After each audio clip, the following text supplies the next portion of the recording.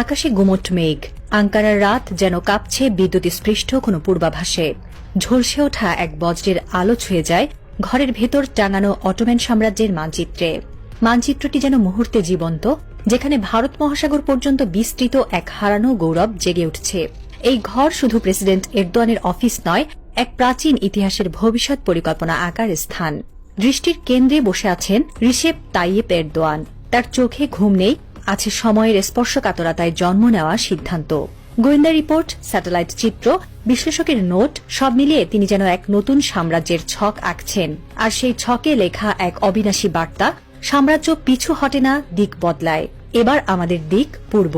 বাংলাদেশে পাঠানো হয়েছে তুরস্কের এক উচ্চ পর্যায়ের দূত। রাজনৈতিক বার্তার চেয়ে বড়, এই পদক্ষেপ যেন ইতিহাসের পুনরাবৃত্তি। যেন বাবর হুমায়ুনের চাকতাই তুর্কি আত্মা ফিরে এসেছে নতুন শরীরে। দক্ষিণ এশিয়া হয়ে উঠছে তুরস্কের নতুন মঞ্চ। বাংলাদেশ সীমান্তে যখন অনেকদিন ধরে বাইরাক্তার TB2 ড্রোন নজরদারিতে, দিল্লির ঘুম তখন পাতলা হয়ে আসে। পাকিস্তান, মালদ্বীপ আর বাংলাদেশ, তিন দিক থেকে এক অদৃশ্য বৃত্তে বন্দী হচ্ছে ভারত। এই ড্রোন শুধু আকাশে ওড়ে না, বার্তা দেয় তুরস্ক দেখছে। ২০ ঘণ্টা উড়তে সক্ষম, নিখুঁত আঘাত হানতে পারা, কৃত্রিম বুদ্ধিমত্তায় চালিত এই ড্রোন ইতিমধ্যেই সিরিয়া, লিবিয়া, ইউক্রেন, আজারবাইজানে যুদ্ধের ভাষা বদলে দিয়েছে।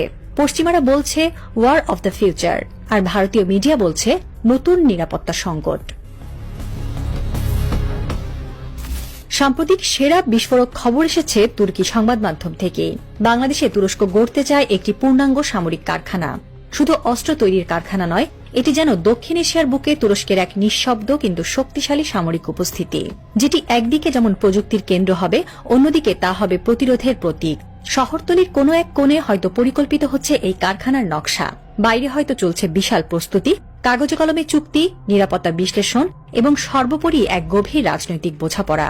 করকাত, হিসার, সিপারের মতো আকাশ প্রতিরক্ষা ব্যবস্থা, ক্ষেপণাস্ত্র, ড্রোন, অ্যান্টি ট্যাঙ্ক মিসাইল সবই তৈরি হতে পারে এখানেই, বাংলাদেশে। ৮ জুলাই ঢাকায় পা রাখা তুরস্কের প্রতিরক্ষা শিল্প সংস্থা SSBর চেয়ারম্যান অধ্যাপক হালুক গর্গানের সফর ঐতিহাসিক। এই মিটিংয়ে তৈরি হতে পারে নতুন ইতিহাসের শুরু, গোপনে। সেই দিন হয়তো খুব বেশি দূরে নয়, যখন উল্লেখযোগ্য সংখ্যক সামরিক যন্ত্রে লেখা থাকবে মেড ইন বাংলাদেশ। তুরস্কের লক্ষ্য স্পষ্ট, বাংলাদেশকে কেবল গ্রাহক নয়, এক সক্রিয় কৌশলগত অংশীদার বানানো। আর বাংলাদেশের জন্য এটি এক ঐতিহাসিক মোড়, যেখানে সে প্রথমবারের মতো নিজের প্রতিরক্ষা ভবিষ্যৎ নিজের হাতে গড়বে। এর মানে শুধু নিরাপত্তা নয়, রপ্তানি, সম্মান এবং এক নতুন জাতীয় আত্মবিশ্বাস, যা বন্দুকের গর্জন ছাড়াই ঘোষণা করবে বাংলাদেশ প্রস্তুত। বাংলাদেশের আকাশ প্রতিরক্ষা এতদিন উপেক্ষিতই ছিল। রাজনৈতিক পক্ষপাত, আমলাতান্ত্রিক নিষ্ক্রিয়তা এবং ভারতপন্থী গোষ্ঠীর চাপ বারবার থামিয়ে দিয়েছে স্বপ্ন। এমনকি বেশ কয়েকবার সম্ভাব্য চুক্তি শেষ মুহূর্তে ভেস্তে গিয়েছে, বিদেশি চাপে, ঘরের ভেতরকার দালাল চক্রের কারণে। কিন্তু এখন সময় বদলেছে। প্রফেসর ইউনূসের নেতৃত্বে অন্তর্বর্তী সরকার বলছে, বাংলাদেশের শিরদাঁড়া আর বাঁকানো নয়। স্বাধীনতার মানে নিজেকে রক্ষা করতে পারা। এই বাক্য শুধু রাজনৈতিক স্লোগান নয়, এ এক দিক নির্দেশনা।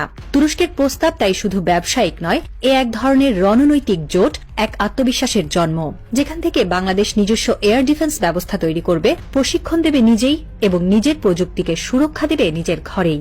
বিশ্লেষকরা বলছেন, যে দেশ নিজের আকাশ রক্ষা করতে পারে না, সে কখনোই স্বাধীন নয়।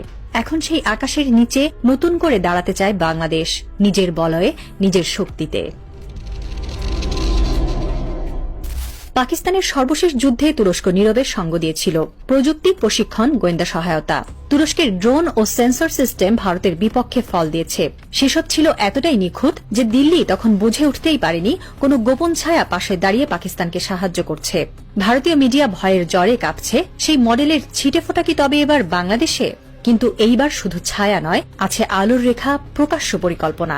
স্থায়ী কারখানা, প্রযুক্তি হস্তান্তর, যৌথ প্রশিক্ষণ, এমনকি উচ্চ পর্যায়ের সামরিক শিক্ষা বিনিময়, সবকিছু যেন এক দীর্ঘমেয়াদী কৌশলগত ভালোবাসা।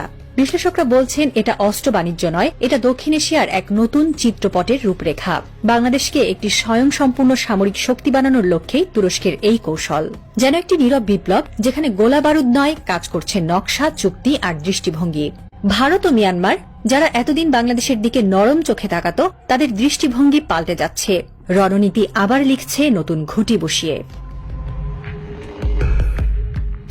বিশ্বব্যাপী অর্থনীতিবিদেরা বলছেন 2050 সালের মধ্যে পৃথিবীর অর্ধেক অর্থনৈতিক প্রবৃদ্ধি আসবে ভারত মহাসাগরীয় অঞ্চল থেকে। ভারত, চীন, ইন্দোনেশিয়া, বাংলাদেশ, শ্রীলঙ্কা, মালয়েশিয়া সব মিলে এই অঞ্চল হয়ে উঠবে ভবিষ্যতের অর্থনৈতিক প্রাণকেন্দ্র।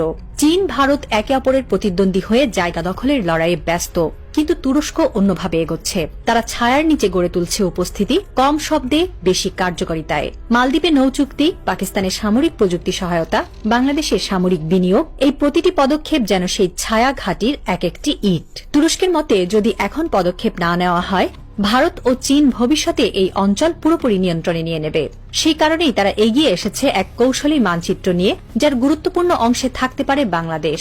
তুরস্ক জানে বঙ্গোপসাগরের তীরে দাঁড়িয়ে থাকা একটি আত্মনির্ভরশীল বাংলাদেশ মানে কেবল আঞ্চলিক নিরাপত্তা নয়, ভবিষ্যতের অর্থনৈতিক জোটের মূল স্তম্ভ।